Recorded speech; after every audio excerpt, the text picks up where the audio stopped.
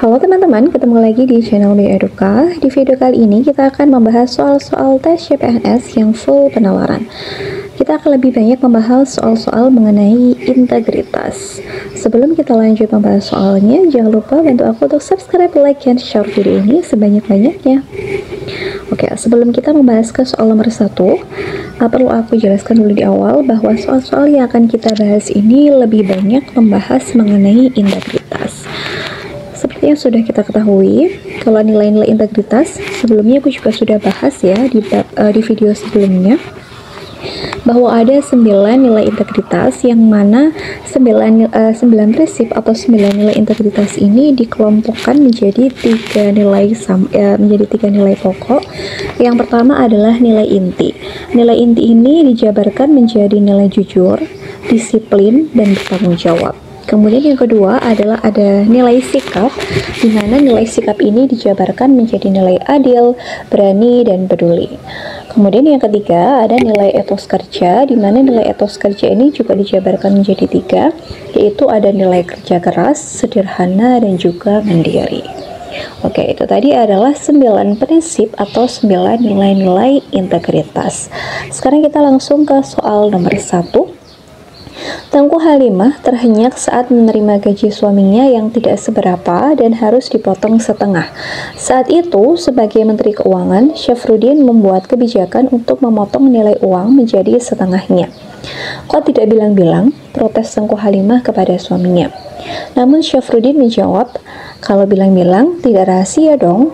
Sikap integritas yang bisa diteladani dari Syafruddin sesuai cerita di atas adalah A. Adalah membuat kebijakan harus mementingkan kepentingan rakyat. Oke, ini memang sekilas jawaban yang A ini merupakan jawaban yang positif. Kita cek dulu, tapi opsi A, opsi B, C, D, dan juga E.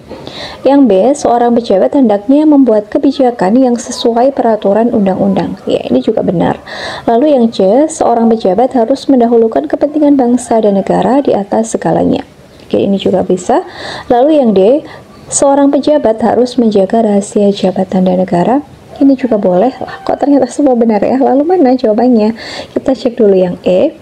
Seorang pejabat hendaknya mendahulukan kepentingan rakyat di atas kepentingan pribadi. Lah, ini juga benar. Jadi jawaban A, B, C, D, dan juga E semua jawabannya adalah jawaban yang benar atau jawaban yang bagus. Tetapi antara opsi A sampai E ini, manakah yang paling relate atau yang paling sesuai dengan isi dari soalnya? Oke, kita cari keywordnya dulu atau kita cari kata kuncinya dulu. Ternyata dari soal ini kata kuncinya adalah terletak di sini ya. Kalau bilang-bilang tidak rahasia dong. Oke, karena memang si Pak Syafruddin ini adalah seorang Menteri Keuangan, beliau adalah seorang pejabat negara, tentunya beliau ini harus bisa menjaga rahasia jabatan dan negaranya. Sehingga antara opsi jawaban A sampai sampai E, yang paling tepat itu adalah opsi jawaban yang D. Ini ya, kalau bilang-bilang tidak rahasia dong. Sehingga karena di sini Pak Syafruddin itu adalah seorang pejabat, maka seorang pejabat harus menjaga rahasia jabatan dan negaranya. Oke teman-teman, untuk soal-soal TBK seperti ini, apabila kita menemukan jawaban benar itu lebih dari 1, maka kita harus mencari jawaban yang relate dulu dengan soalnya. Kita harus menemukan clue-nya dulu dari soalnya. Kalau kita sudah temukan clue dari soalnya, barulah kita menentukan mana jawaban yang tepat. Oke, kita lanjut ke soal nomor 2. Ini juga masih soal integritas ya, seperti tadi yang aku katakan bahwa soal-soal yang akan kita bahas ini merupakan soal-soal integritas. Nomor 2, pada 17 Agustus 1945, beberapa hari setelah Jepang menyerah kepada sekutu dalam Perang Dunia II, situasi Indonesia masih tidak menentu. Di tengah ketidakpastian dan tekanan dari berbagai pihak, termasuk golongan muda yang mendesak proklamasi segera dilakukan, Soekarno dan Hatta akhirnya memproklamasikan kemerdekaan Indonesia. Tindakan ini yang dilakukan dengan risiko personal yang tinggi dalam konteks integritas, menunjukkan A. Proklamasi sebagai simbol perlawanan terhadap penjajahan. Nah, ini tidak ada kaitannya atau kurang menunjukkan nilai integritas. Lalu opsi jawaban yang B. keberanian untuk mengambil keputusan penting demi kepentingan bangsa. Oke, di sini ada kata berani ya, di mana berani ini merupakan salah satu prinsip atau salah satu nilai dalam integritas. Kita keep dulu opsi jawaban yang B. Lalu kita ke opsi jawaban yang C, kesediaan untuk menghadapi risiko demi mewujudkan cita-cita bersama. Ini juga kurang nyambung kalau dikatakan sebagai nilai integritas. Lalu yang D, pentingnya momentum dalam perjuangan mencapai kemerdekaan, ini juga bukan. Lalu yang E, kesiapan para pemimpin untuk memikul tanggung jawab atas bangsa. Ini memang di sini ada kata tanggung jawab. Tetapi apakah ini jawaban yang dimaksudkan oleh soalnya? Oke, di sini tadi kan posisinya Pak Soekarno dan Hatta itu kan dalam kondisi terdesak ya. Di satu sisi belum ada perintah resmi dari Jepang untuk melakukan kemerdekaan atau untuk memproklamirkan kemerdekaan. Namun di sisi lain, golongan muda ini mendesak Soekarno dan Hatta untuk segera memproklamasikan kemerdekaan. Nah, karena di sini Soekarno dan Hatta itu berada dalam posisi tengah-tengah, maka tindakan yang harus mereka lakukan itu yang mana yang terbaik. Nah, kalau mereka menuruti golongan muda, di sisi lain belum ada perintah atau belum ada instruksi dari Jepang. Namun kalau dia melanggar, dia tetap mengikuti apa yang didesakkan oleh golongan muda, tentu ini akan menjadi resiko tersendiri bagi Soekarno dan Hatta. Karena waktu itu memang mereka belum mengetahui bahwa Jepang itu sudah menyerah kepada sekutu. Nah, maka apa yang dilakukan oleh Soekarno-Hatta untuk memproklamasikan kemerdekaan di tengah kondisi terdesak itu merupakan sebuah tindakan yang berani ya. Jadi yang lebih relate atau yang lebih sesuai dengan konteks soalnya itu adalah tindakan yang berani, bukan bertanggung jawab. Kalau bertanggung jawab itu nanti berarti kejadiannya sudah terjadi, kemudian bagaimanakah menjalankan amanah tersebut, bertanggung jawab apa tidak. Tapi kalau di sini konteks soalnya, Soekarno-Hatta itu kan berada dalam posisi sulit sehingga akhirnya beliau berdua itu mengambil keputusan yang sulit dengan tentunya dengan sikap atau dengan tindakan yang berani untuk mengambil keputusan demi kepentingan bangsa. Sehingga jawaban yang lebih sesuai dengan konteks soal itu adalah opsi jawaban yang B, yakni melakukan tindakan keberanian. Oke, kita lanjut ke soal nomor 3. Dalam membangun integritas nasional dibutuhkan strategi jangka panjang dan jangka pendek yang bisa dilakukan oleh KPK. Berikut yang termasuk ke dalam strategi jangka panjang adalah A. Melibatkan masyarakat dalam proses pengambilan kebijakan.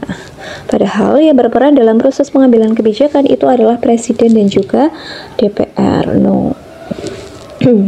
Lalu yang B, melakukan sosialisasi kepada masyarakat mengenai bahaya korupsi. Ini boleh ya, ini nanti efeknya adalah dalam jangka panjang. Jadi sekarang dilakukan sosialisasi, harapannya ke depannya nanti tindakan korupsi itu menjadi berkurang. Jadi ini nanti arahnya lebih ke depan ya, bukan untuk jangka pendek tetapi ini lebih ke jangka panjang. Yang B kita keep dulu. Lalu yang C, memberikan target pencapaian pada setiap proyek yang akan dilakukan. Proyek yang mana? Ini masih terlalu general jawabannya. Lalu yang D, mengadili pelaku koruptor dengan aturan undang-undang yang ada. Padahal yang ditanyakan adalah jangka panjangnya. Dan kalau langsung diadili para koruptornya itu kan berarti lebih ke jangka pendeknya. Dan itu hanya bisa dilakukan oleh kehakiman dan juga MA. Lalu yang E, melaporkan temuan KKN kepada pihak yang berwenang. Nah, kalau ini bukan tindakan preventif ya. Padahal yang ditanyakan oleh soalnya ini adalah strategi jangka panjangnya. Berarti kan ini merupakan tindakan preventif kan yang ditanyakan oleh soalnya. Sedangkan opsi jawaban E itu merupakan tindakan represifnya, bukan tindakan preventifnya. Maka jawaban yang E ini juga kita eliminasi.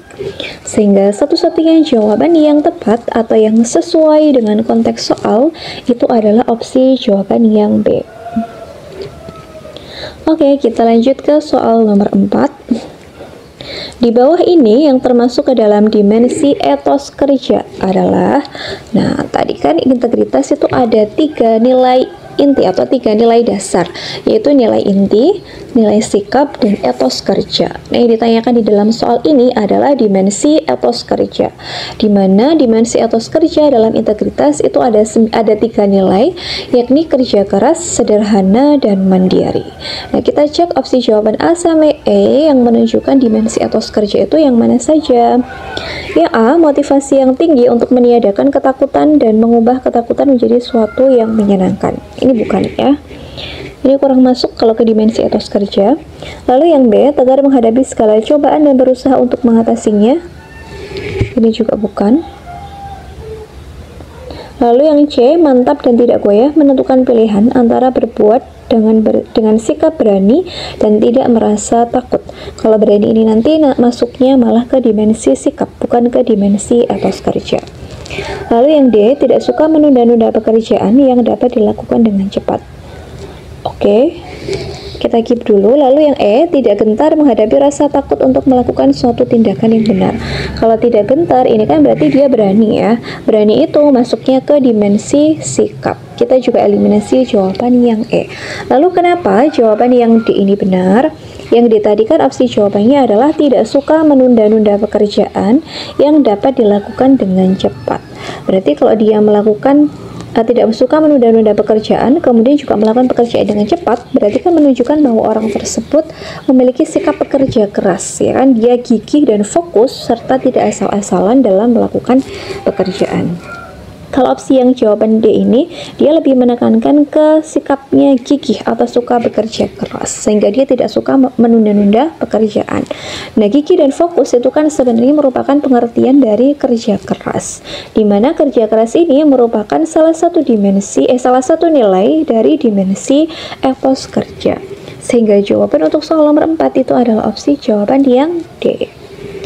Oke, kita lanjut ke soal yang terakhir atau soal nomor 5. Dion. Oke, sekarang kita ke soal nomor 5. Dion adalah seorang bendahara di sebuah organisasi. Suatu hari, seorang rekan menawarkan uang tambahan jika Dion bisa mempercepat pencairan dana proyek. Dion tahu bahwa percepatan tersebut tidak sesuai prosedur, namun organisasi sangat membutuhkan dana untuk segera digunakan. Apa yang sebaiknya dilakukan Dion untuk menunjukkan integritas? A. Mencari cara alternatif untuk mempercepat pencairan dana tanpa melanggar prosedur sebagai tanda sikap sederhana dan praktis. Oke, ini memang kelihatannya bagus. Kita keep dulu. Kita cek yang B. Menolak tawaran tersebut meskipun membutuhkan dana karena berani mempertahankan prinsip meskipun dalam situasi sulit. Yang C, menolak tawaran tersebut dan tetap menjalankan prosedur pencairan dana sesuai aturan karena peduli terhadap integritas organisasi. Yang D, menerima tawaran tersebut, ini langsung kita eliminasi ya, karena jelas-jelas itu adalah melanggar prosedur atau tidak sesuai prosedur, sehingga itu bukanlah perbuatan yang baik, maka langsung kita eliminasi. Yang E, meminta agar rekan memberikan jaminan lebih namun tetap mempercepat pencairan dana demi kepentingan organisasi. Ini juga kita eliminasi, sehingga jawabannya itu antara opsi jawaban A, B, C, dan juga D. Opsi jawaban A, dia masih ada kemungkinan untuk menerima ya, karena di sini dia hanya mencari alternatif, tetapi di situ tidak ada penegasan apakah dia itu menolak atau menerima. Maka jawaban A ini langsung saja kita eliminasi, karena apabila ada tawaran yang buruk, sikap yang pertama yang harus dilakukan itu tentunya harus menolak dulu. Nah, menolak itu ada di opsi jawaban B dan juga C. Lalu antara jawaban B sama C, manakah yang lebih tepat? Yang B, menolak tawaran tersebut meskipun membutuhkan dana karena berani mempertahankan prinsip meskipun dalam situasi sulit. Di sini nilai integritasnya adalah berani. Tetapi apakah nilai integritas berani ini sesuai dengan konteks soal? Kita bandingkan dulu dengan opsi jawaban yang C. Menolak tawaran tersebut dan tetap menjalankan prosedur pencairan dana sesuai aturan karena peduli terhadap integritas organisasi. Di sini ada kata peduli ya. Untuk jawaban yang B, di situ memang ada nilai integritas berani. Tetapi kan di sini bukan menekankan apakah Dion ini berani atau tidak mengambil keputusan ya. Kalau kata berani ini justru kurang relate, kecuali kalau si Dion ini dalam posisi yang sulit, sama-sama sulit, di satu sisi sulit, di sisi lain yang sulit, maka dia harus mengambil tindakan yang berani. Tapi kalau di sini posisinya Dion itu kan dia tuh lebih mengedepankan hati nuraninya ya. Di sisi lain, kalaupun dia tidak menolak, masih ada jalan lain untuk mencari solusinya. Maka dia tuh tidak harus mengedepankan tindakan berani, ya kan? Kecuali kalau Dion ini sudah dalam kondisi yang sama-sama sulit dan tidak ada pilihan lain atau dua pilihannya sama-sama sulit, maka dia harus mengambil tindakan berani. Tapi kalau Dion ini, ya mungkin di sisi lain perusahaan memang membutuhkan biaya, dan di sisi yang lainnya juga si Dion ini mendapatkan tawaran. Tapi kan di situ dia tahu bahwa itu adalah perbuatan yang buruk, maka sudah jelas dia itu harus menolak. Maka di sini tindakan yang dilakukan Dion itu bukan kok menunjukkan nilai berani, tetapi lebih ke nilai peduli. Dan jawaban C ini juga lebih detail ya, dimana dia itu menolak tawaran tersebut dan tetap menjalankan prosedur pencairan dana sesuai aturannya, karena dia peduli terhadap integritas organisasi. Sehingga jawaban yang mendapatkan poin paling tinggi antara opsi jawaban B sama C itu adalah opsi jawaban yang C. Oke teman-teman, demikian tadi pembahasan soal-soal tes CPNS bab integritas. Semoga penjelasan yang aku berikan bisa dipahami dengan baik oleh teman-teman dan bisa bermanfaat untuk teman-teman nantinya menjalankan tes CPNS. Sukses buat kita semua, sampai ketemu di video yang selanjutnya.